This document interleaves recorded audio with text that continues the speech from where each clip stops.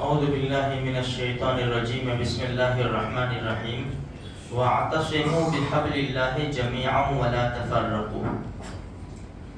کامیابی اور ناکامیابی کا دار و مدار دین پر ہے۔ دین کے اوپر انسان عمل کرے گا، کامیابیوں کی سیڑھیاں چڑھتا چلا جائے گا۔ دین میں نقصان آیا میرے بھائیوں تو بڑے مسائل پیدا ہو جائیں گے، اس لیے کہ ابھی تو ہم جی رہے ہیں، ایک وقت آئے گا ہمیں مرنا ہے، مرنے کے بعد تو بڑے مسائل ہیں، بہت بڑے مسائل ہیں مرنے کے بعد، جو ابھی ہم دھیان میں نہیں لے رہے۔ قرآن کریم کے چوتھے پارے کی جو آیت کا ٹکڑا میں نے پڑھا، وَاعْتَصِمُوا بِحَبْلِ اللَّهِ جَمِيعًا، کہ اللہ کی رسی کو مضبوطی سے پکڑو۔ اب اس میں بڑی عجیب بات، اس میں جنت جہنم کی بھی بات آتی ہے کہ اللہ پاک نے جنت اور جہنم بنائی تو کہاں بنائی وہ تو اللہ ہی جانتا ہے۔ بعض حدیثوں سے علماء کرام کی باتوں سے پتہ چلتا ہے کہ جنت 7 آسمانوں کے اوپر ہے اور جہنم 7 زمین کے نیچے ہے۔ جب یہ دنیا والوں نے سنا تو اس کی کھوج کرنے کی کوشش بھی کی ہے، امریکہ، جرمن، جاپان، روس بہت نیچے تک چلا گیا، 7 میل نیچے تک گیا۔ جو بڑے بڑے ڈرل مشین تھے نا ٹوٹنے شروع ہوئے، پھر وہ بہت بڑی بڑی چٹانیں جس کو بڑے بڑے ڈرل مشین اثر نہیں کر سکتے تھے وہ ٹوٹ جاتے تھے۔ تو اس سے بھی پتہ چلتا ہے کہ جہنم 7 زمینوں کے نیچے ہے۔ دوسری ایک حدیث ابو ہریرہ رضی اللہ تعالیٰ عنہ کی ہے، فرماتے ہیں کہ اللہ کے رسول صلی اللہ علیہ وسلم کے پاس ہم بیٹھے ہوئے تھے، ایک دھماکے کی آواز آئی۔ اللہ کے رسول صلی اللہ علیہ وسلم نے پوچھا کہ پتہ ہے یہ آواز کس کی تھی؟ صحابہ کرام کا اکثر جواب ہوتا اللہ و رسولہ عالم، اللہ اور اس کے رسول زیادہ جانتے۔ ہمارے نبی نے فرمایا جہنم کے اوپر سے ایک پتھر بھاری چٹان پھینکی گئی، وہ گرتی چلی گئی، گرتی چلی گئی، گرتی چلی گئی۔ آج 70 سال ہوئے، 70 سال کے بعد وہ جہنم کی تہ میں جا کر گری ہے، اس کی یہ آواز ہے۔ اس سے جہنم کی جو یعنی کتنا ڈیپ اور کتنی گہری ہے اس کا بھی اندازہ لگایا جا سکتا ہے۔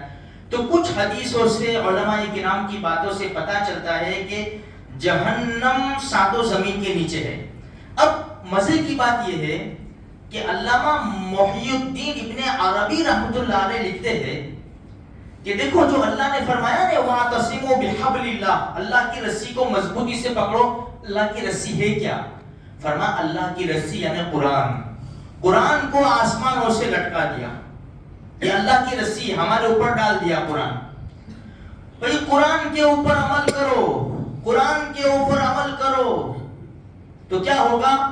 تم رسی پہ لٹک جاؤ گے۔ یہ رسی ایسی ہے ٹوٹتی نہیں ہے، چھوٹ جاتی ہے۔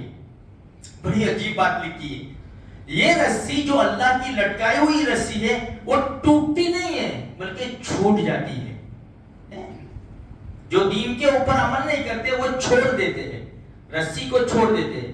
پھر یوں فرمایا انہوں نے کہ دیکھو ہم ابھی جو ہے نا وہ جہنم میں ہیں، کیونکہ یہی جہنم قائم ہوگی، فرماتے ہیں یہی جہنم قائم ہوگی، ہم ابھی جہنم میں ہیں۔ جس کا جی چاہے کہ یہاں سے نکل بھاگے تو اللہ کی رسی کو مضبوطی سے تھام لو، یعنی قرآن کریم کو پکڑ لو، اس کے اوپر عمل کرو تو تم یہاں سے نکل جاؤ گے، اور اگر اس کو چھوڑا تو پھر یاد رکھو یہی جہنم میں ہم زندگی گزار رہے۔ تو میرے بھائیوں کہنے کا مقصد یہ ہے کہ اللہ کا قرآن جس کو آج ہم نے چھوڑ رکھا ہے، بہت وقت چلا جاتا ہے، ہمارے ہاتھوں میں بھی نہیں آتا، مہینے 2 4 مہینے گزر جاتے ہیں، ہم اللہ کا قرآن نہیں پڑھتے۔ جس کو پڑھنا نہیں آتا وہ تو بالکل بھی ہاتھ میں نہیں لیتے، کم سے کم دیکھے تو صحیح ہاتھ میں لے کر کہ اگرچہ مجھے نہیں آتا لیکن میرے رب کا قرآن ہے، اس کو دیکھ کر میں اپنی آنکھیں تو ٹھنڈی کروں، رب سے مناجات کروں کہ اللہ قصور میرا ہے، میں نے سیکھا نہیں ہے، مجھے معاف کر دے، یہ تیرا قرآن سچا ہے۔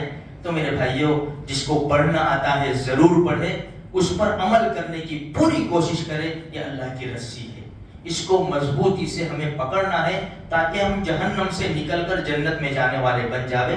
تو اس طرح تھوڑے سے عمل کریں گے انشاءاللہ بڑا فائدہ ہوگا. شب جمعہ ہے, ہم سورہ کہف بھی نہ بھولیں, سورہ دخان بھی نہ بھولیں, اور درود شریف تو الحمدللہ ہم روزانہ پڑھتے ہی ہیں, لیکن جمعہ کے دن بہت کثرت سے درود شریف پڑھ لیں.